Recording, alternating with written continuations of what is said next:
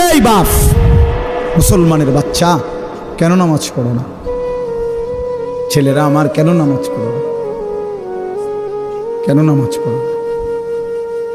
মালিক আর কেমনে বললে নামাজ পড়তে? রাসূলুল্লাহ সাল্লাল্লাহু আলাইহি ওয়াসাল্লাম হাসরের ময়দানে জিজ্ঞাসা করবে, উম্মত, পিঠটা তায়েফের পাথরের আঘাতে চালনির মতো ছিদ্র বানায় ফেলছিলাম, ক্ষুধার কষ্টে পেটে পাথর বাঁধছিলাম, 3 মাস আমার ঘরের চুলায় আগুন জ্বলে নাই, আমি উম্মত দান দান শহীদ করে রক্তে ভাসে গেছি, 23টা বছর আমি কোনোদিন ঠিকমতো ঘুমাই নাই, এত কাঁদলাম, এত রক্ত ঝরাইলাম, বিনিময়ে তোর কলজাটা নরম করতে পারলাম না, তোর দিলটা নরম করতে পারলাম না উম্মত। আমি আর কত কাঁদলে তুই আমার কথা শুনতাম? আমি আর কত রক্ত ঝরাইলে আমি নবীর কথা মনে পড়তো? বলে কি বলবেন ভাই, বলেন কি জবাব হতে পারে তখন? আল্লাহ আল্লাহ আমাদেরকে বুঝ দান করেন। হযরত মাওলানা ইয়াহিয়া ইউনুসী দামাত বারাকাতুহুমুল আলিয়া, মাওলানা আপনাদের সামনে এতক্ষণ পর্যন্ত গুরুত্বপূর্ণ কথা বলতেছিলেন। এই সর্বশেষ যে কথাগুলো বলতেছিলেন, একটি গুরুত্বপূর্ণ হাদিস আপনাদের সামনে পেশ করলেন। আমি হাইটা আস্তে আস্তে শুনতেছিলাম। হাসরের ময়দানে আল্লাহ তাআলা তার বহু বান্দার আমল ধুলির মতো উড়ায় দিবেন, ছুঁড়ে ফেলে দিবেন। সাহাবায়ে কেরাম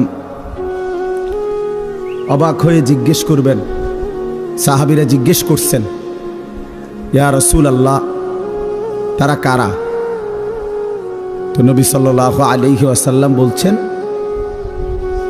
প্রকাশ্যে তো তারা তোমাদেরই ভাই, তোমাদের সাথেই নেক আমল করত, কিন্তু যখন একাকী গোপনে, ওয়ালাকিন ইদা খালাউ বিমাহারিমিল্লাহ ইনতাহাকুহা, একাকী যখন কোনো গুনাহ নাফরমানি হারাম কাজ করার সুযোগ পেত, তো একাকী হওয়ার কারণে করে ফেলত। মনে মনে ভাবতো যে কেউ দেখে না, কেউ শুনে নাই, কেউ দেখে নাই, রাতের অন্ধকার, গোপন জায়গা, একাকী। তো এই কারণে আল্লাহর নাফরমানি করত। আর মানুষের সামনে বেশভূষা ধরত বুজুর্গি, মানুষের সামনে একদম ফরহেজগার, একাকী আল্লাহর নাফরমান। তো রাসূলুল্লাহ সাল্লাল্লাহু আলাইহি ওয়াসাল্লাম বলেন, এমন ব্যক্তির আমলগুলো আল্লাহ তাআলা ছুঁড়ে মারবেন, ধুলির মতো উড়িয়ে দেবেন। এটা মাওলানা বলতেছিলেন আপনাদেরকে। এজন্য এটা মনে রাখা চাই, মুসলমান মানে এই কথা দিলের মধ্যে ইয়াকিন রাখতে হবে। 24 ঘন্টা হার হালাতে, সকল অবস্থায় আল্লাহ আমাকে দেখে। কি বলেন? আল্লাহ আমাকে দেখে। আলাম ইয়ালাম বিআন্নাল্লাহা ইয়ারা, আল্লাহ তাআলা বলে, বান্দা তুমি কি জানো আমি কিন্তু সারাক্ষণ তোমাকে দেখি, সারাক্ষণ, রাতেও দিনেও, অন্ধকার অমাবস্যার রাতেও, পূর্ণিমার চাঁদের আলোর নিচেও, একাকীও গোপনেও প্রকাশ্যেও, সর্বাবস্থায় আমরা আল্লাহ তাআলার ইহাতা, আল্লাহ তাআলার বেষ্টনীর বাহিরে যাওয়ার কোনো সুযোগ আমাদের নাই। কোরআন শরীফে আছে, আল্লাহ তাআলা বলেন, ইয়া মা'শারাল জিন্নি ওয়াল ইনস ইন ইসতাতা'তুম আন তানফুযু মিন আকতারিস সামাওয়াতি ওয়াল আরদ ফানফুযু। সূরা আর রহমানের মধ্যে আছে।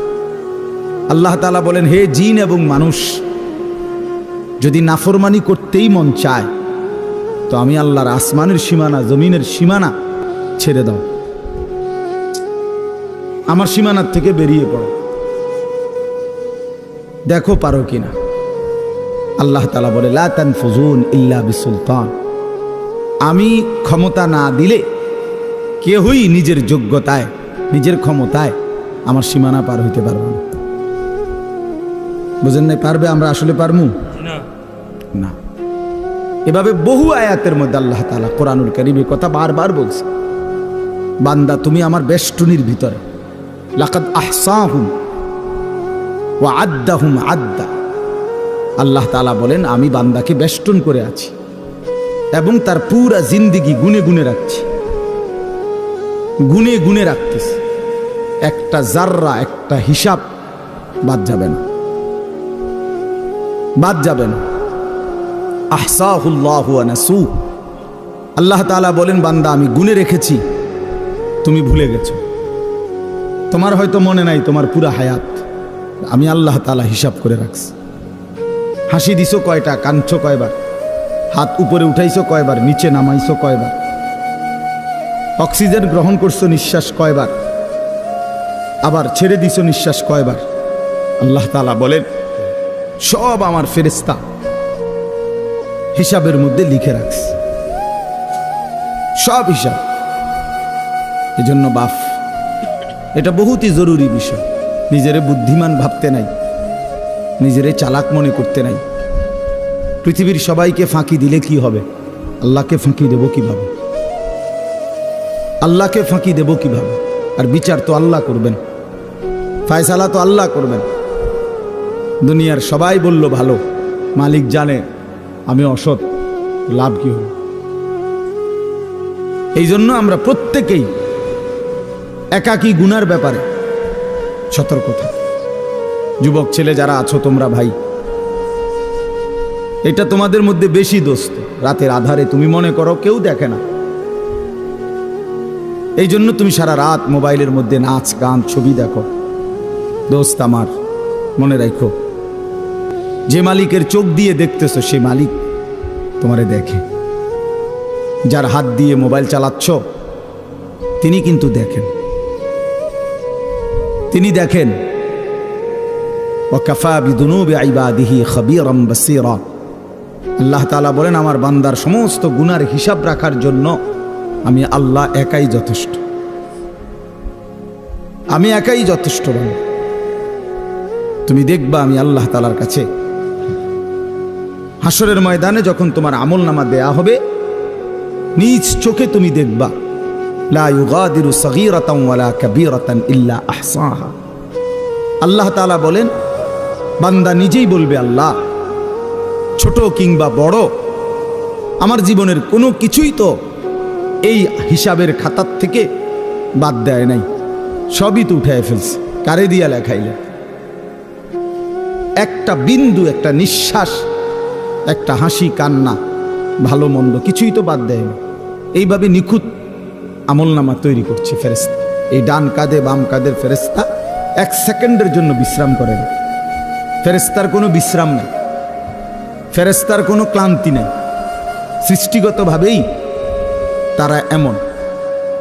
ফেরেশতা আল্লাহর হুকুমের বিরোধিতা করতেই পারে না, ফেরেশতা আল্লাহর হুকুমের অবাধ্য হইতেই পারে না, সিস্টেমে নাই। এই লাইটটা নিজে নিজে বন্ধ হইবার কোনো যোগ্যতাই নেই। এটা আমরা মানুষরা এটা সুইচ বন্ধ করতে হবে, অথবা ওই বিদ্যুৎ যেখানে চলে যায় সেখানেও তো সুইচ বন্ধ হয়। কিন্তু এইটা নিজে যে আমি 1 ঘন্টা ধরে জ্বলছি এখন একটু বন্ধ হই, এরকম কি ক্ষমতা আছে কি? নাই। ফেরেশতা এমন। এই জন্য এটা মনে রাখা চাই।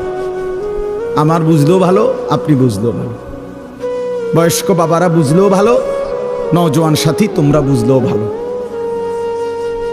নিজেকে কোনোভাবেই চালাক মনে করতে নেই। আল্লাহ তাআলা বলেন বান্দা তুমি তোমারে বুদ্ধিমান ভাইব না। বুদ্ধিমান কোনো নাফরমান বুদ্ধিমান হয় না, খোদার কসম। আল্লাহ তাআলা বারবার কোরআনে বলছে কোনো বেঈমান, কোনো নাফরমান বুদ্ধিমান হয় না। তো বলে যে কাফের বেঈমানরা দুনিয়ার কত কিছু আবিষ্কার করছে না। আপনারা একটা জিনিস বুঝেন না, সহজ হিসাব হইল আল্লাহ তাআলা যখন যাকে দিয়ে যে কাজটা করাবেন তাকে ওই বুদ্ধি ওই মেধা আল্লাহ দিয়েই দেন। এই জন্য আপনি যদি বলেন যে যে বেটা ট্রাক আবিষ্কার করছে বানাইছে মনে করে, তো এই ছোট্ট মোবাইলটা করতে হে মনে হয় এমনি বানাইতে পারবে, কারণ এত বড় ট্রাক যে বেটা বানাইতে পারছে, এবারটা কি আর এই মোবাইলটা বানাইতে পারতো না? কথা বোঝেন নাই? পারবে নাকি? এই তো এই ফাইল না, এটা তো ছুড়ো। এত বড় ট্রাক যেহেতু বানাইছে, উনি ইচ্ছা করলে তো মোটরসাইকেল এটা তার লাগে কোনো বিষয় না, এটা নিয়ে যুক্তির কথা। বুঝছেন না হিসাবটা? না, এটা কোনো যুক্তি না।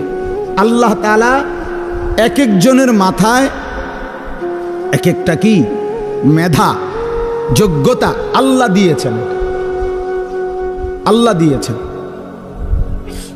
এই জন্য আল্লাহ তাআলা কোরআনের কারিমে বলছে সমস্ত বেঈমান লা ইয়াকিলুন, এদের আকল নেই, লা ইয়াফকাহুন, এরা বুঝে না, এরা বুঝে না, লা ইয়ালামুন, এরা কিছুই জানে না। আল্লাহকে না চিনলে কিছুই চিনা হয় না। আল্লাহর কুদরত না দেখলে আল্লাহর কসম ওই চোখ কিছুই দেখে না। আল্লাহর কথা কানে না শুনলে ওই কান মূলত বধির, সেই কান আসলে শুনেই না। যেই জবান আল্লাহর নাম নেয় না, যেই জবান আল্লাহর কোরআন পড়তেও পারে না। আমি তো সবসময় বলি, মুসলমান যে ব্যক্তি আল্লাহর জিকির করে না অথবা আল্লাহর কোরআন দেখে দেখেও সহি শুদ্ধ কোরআন শরীফ সাইয়া সাইয়াও পড়তে পারে না, এই লোকটা মূলত বোবা। এ আসলে কথাই জানে না। এ বাকি যেগুলো বলে বেহুদা বলে। জবান যিনি দিছেন, যার দেওয়া জবান তার নামই নিতে পারে না, তার কালামই পড়তে পারে না, তুমি তো আসলে কিছুই জানো না।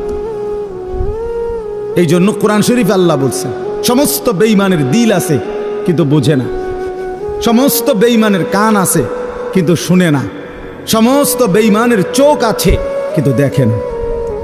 কোরআন শরীফ আছে এটা, লাহুম কুলুবুল লা ইয়াফকাহুনা বিহা ওয়া লাহুম আযানুল লা ইউবসিরুনা বিহা ওয়া লাহুম আ'য়ুনুল লা ইয়াসমাউনা বিহা।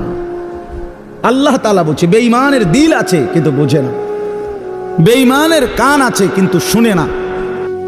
এই জন্য বললাম বাপ, এটা জরুরি বিষয়। আমি ওই মাওলানা ইয়াহিয়ার কথা থেকে বলতেছিলাম, আল্লাহ তাআলা 24 ঘন্টা নজর রাখে। আল্লাহ তাআলা বলে বান্দা আমি দেখি আমার চোখের সামনে তুমি কেমনে নাফরমানি করো, কেমনে নাফর। এতবার নিষেধ করলাম, একবারও আমার কথা শুনলা না। এতবার আদেশ করলাম, একবারও শুনলা না। কোরআন শরীফে আছে আল্লাহ বলছেন ফাবিআইয়ি হাদিসিন বা'দাহু ইউমিনুন। আল্লাহ তাআলা বলেন বান্দা কোরআনের চাইতে দামি আর কোন কথা বললে তুমি ঈমান আনতা?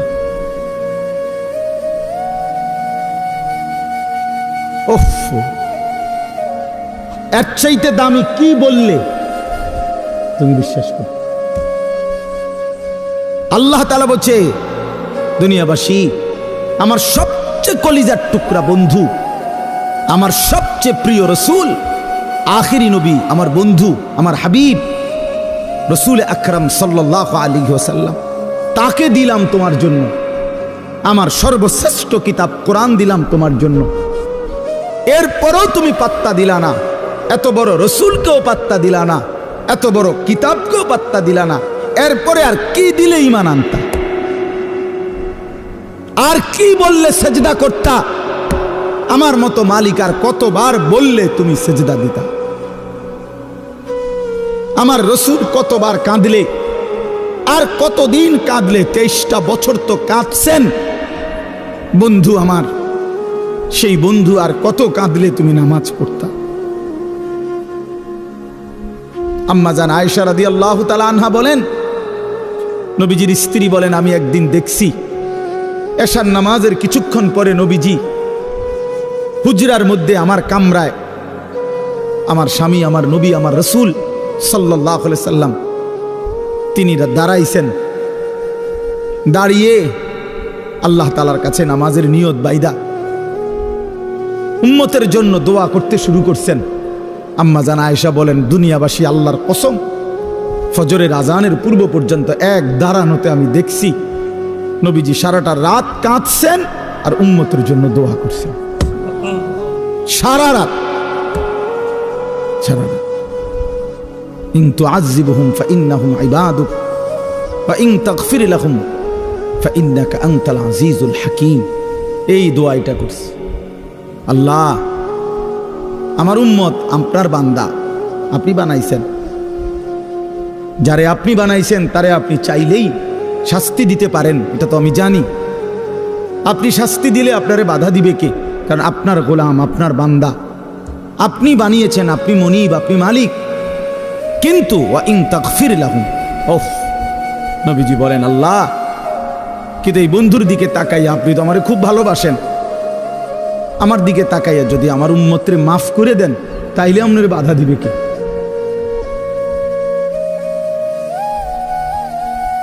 আপনি মাফ করে দিলে আপনারা তো কেউ কিছু বলতে পারবে না, এই ক্ষমতা তো কারো নাই।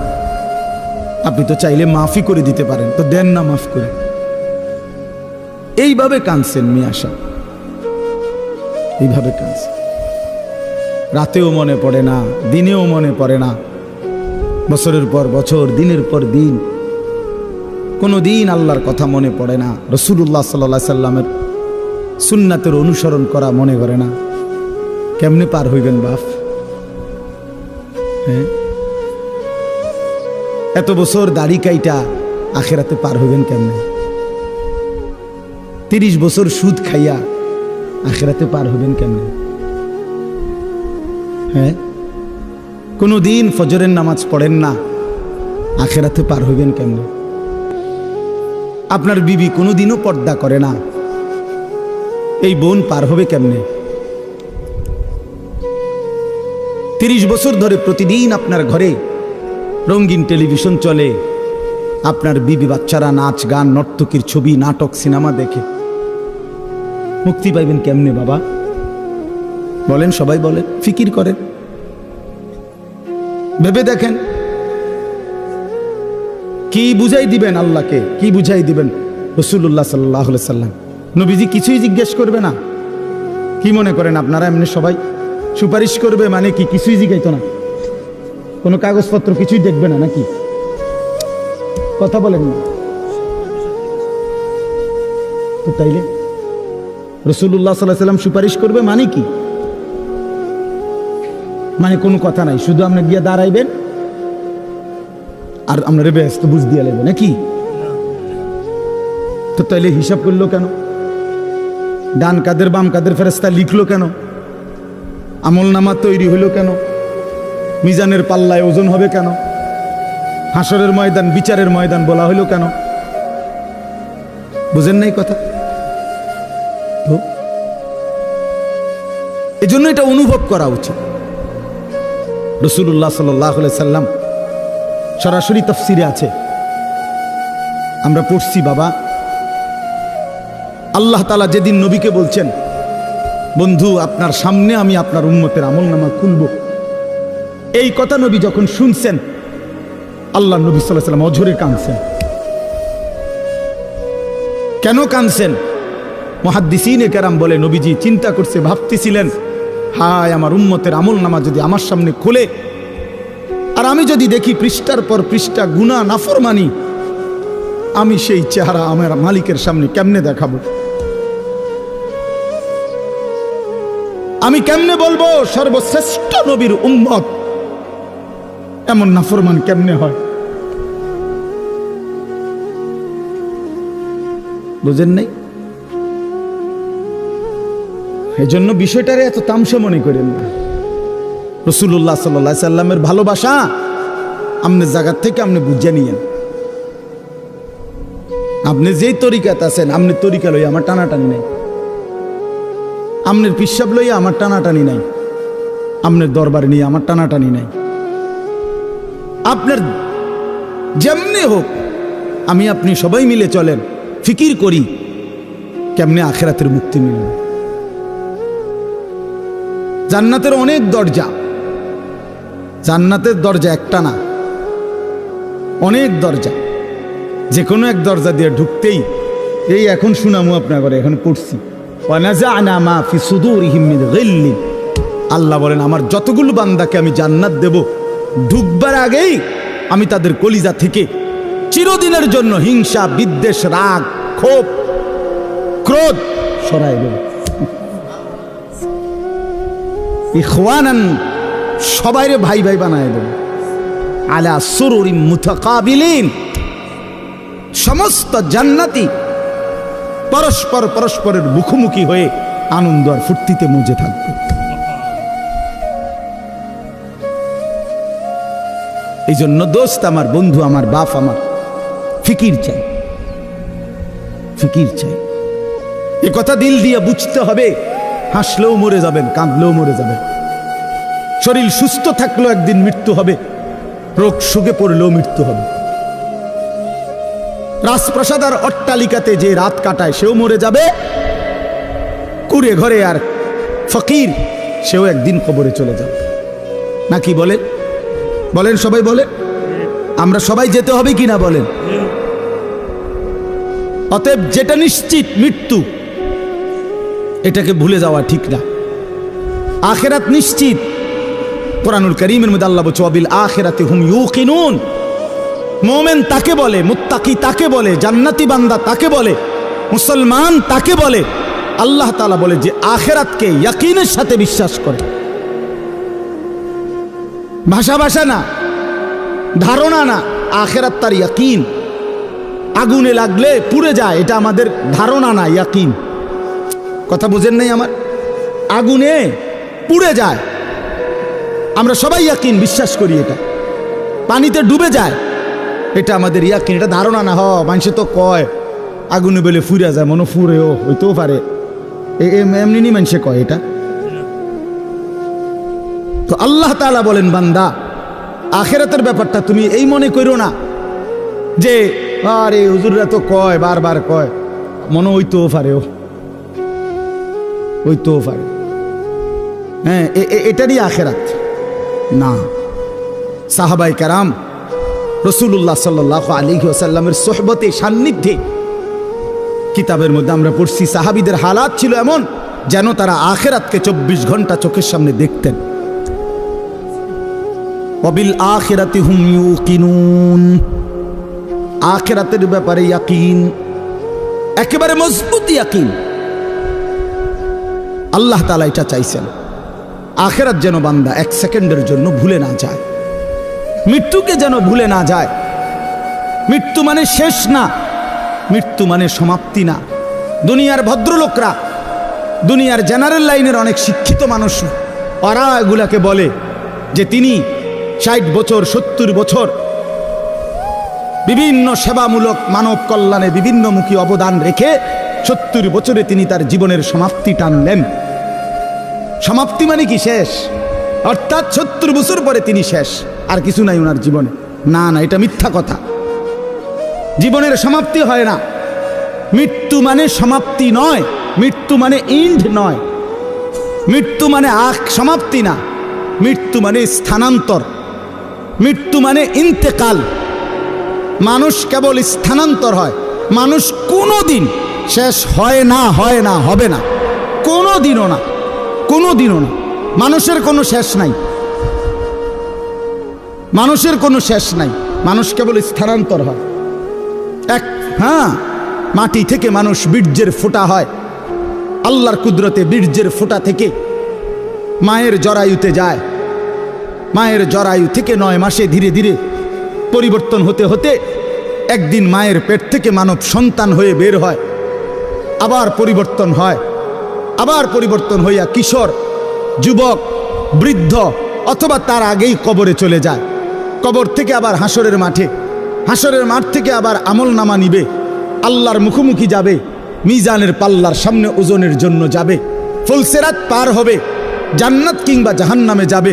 তো জান্নাতে গেলেও, এই ভাই এই কথাটা বুঝলেই বুঝবেন, জান্নাতে গেলেও চিরস্থায়ী, জাহান্নামে গেলেও চিরস্থায়ী। খালিদিনা ফিহা আবাদা, কোরআন শরীফে বারবার এই কথাটা আছে।